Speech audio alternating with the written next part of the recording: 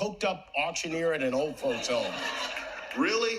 We're bringing. Oh, it's just comedy. There's no sort of intellectual or truth standard. We don't discuss things. All humans are stupid. And if we did, it would be. And so when you see we are a terribly illogical and stupid species relative to sort of what we imagine ourselves to be.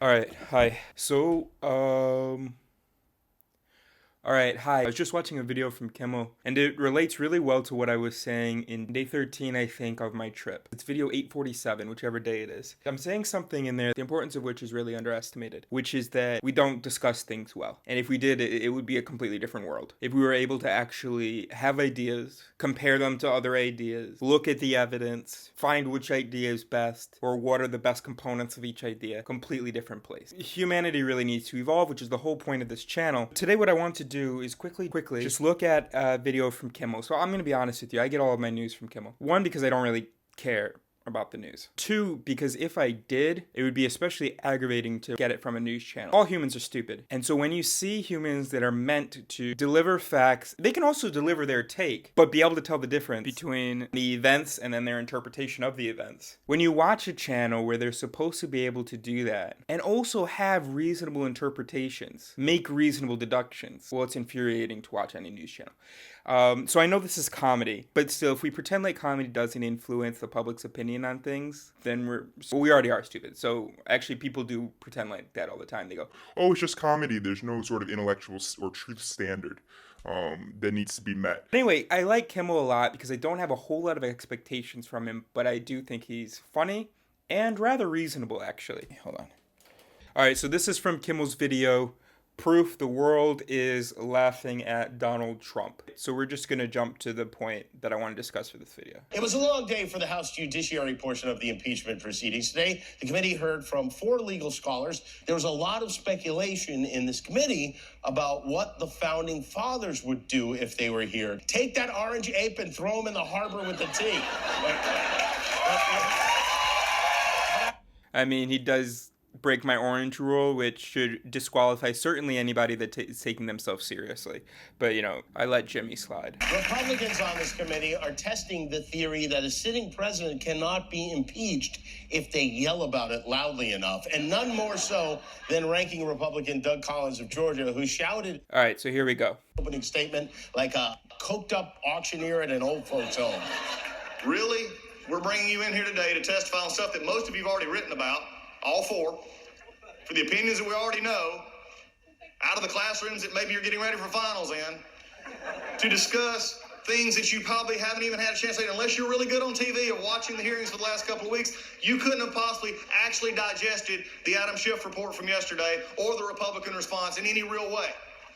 Now, we can be theoretical all we want, but the American people is really going to look at this and say, huh?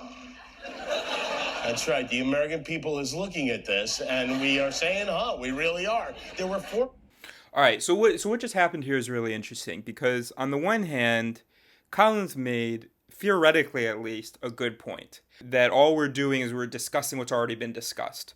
That you couldn't have possibly read the initial information and then read the response. And if you've watched video 847 from my trip, then that's central to it. This idea that in a world where we can have discussions, we must be able to give information, hear the response, process the response, respond to the response, not respond just to our original idea, respond to the response, then the response, and we have to build something together, right? So if we're just squabbling, saying, and as I say in my video 847, spewing the same shit for decades, right? I keep saying that over and over again.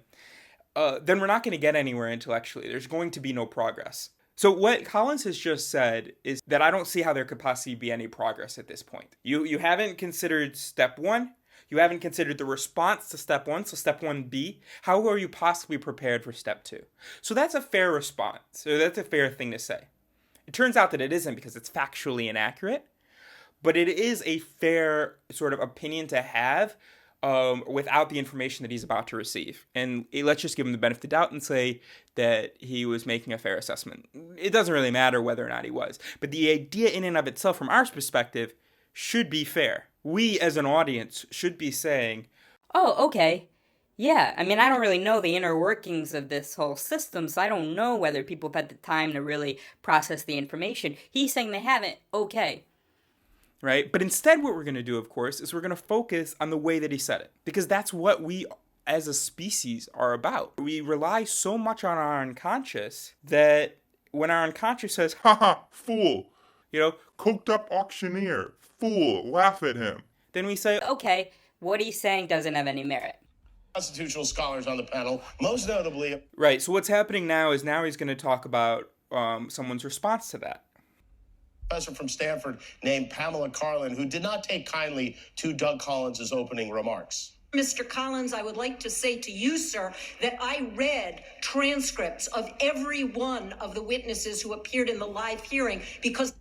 So at this point, what we should be thinking is, oh, okay, Collins, fuck you.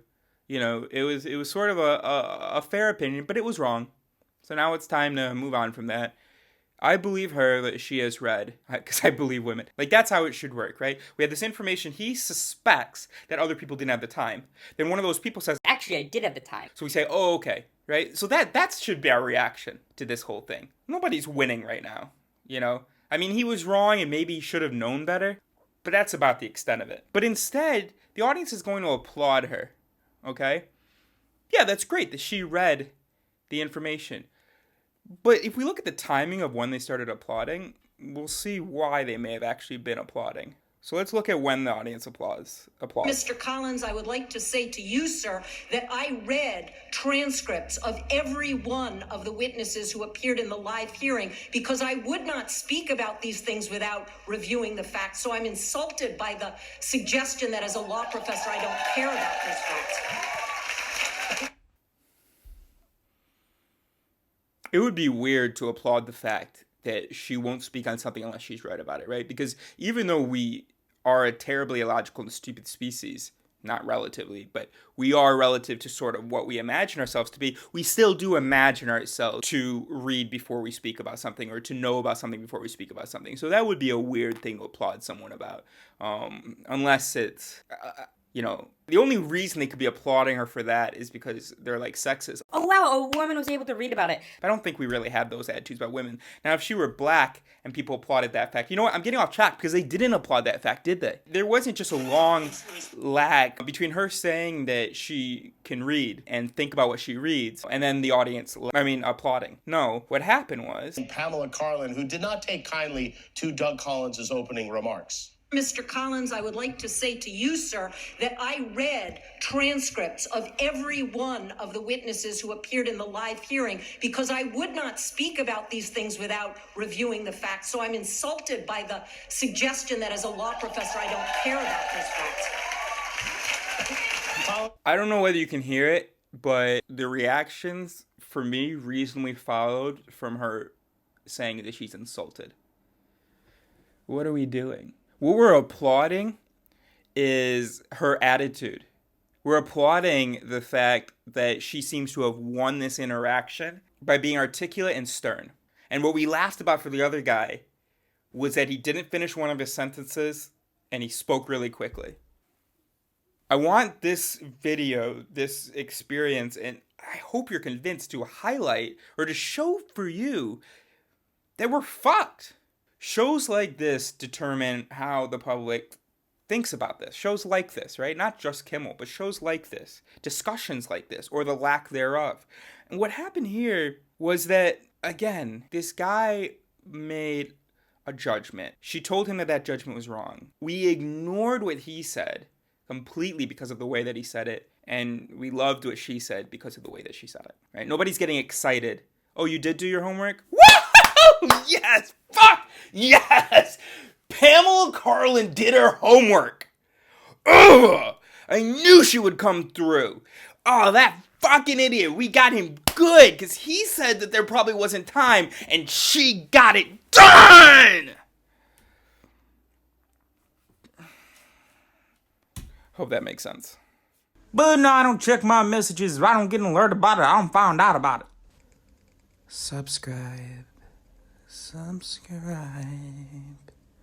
Subscribe for more.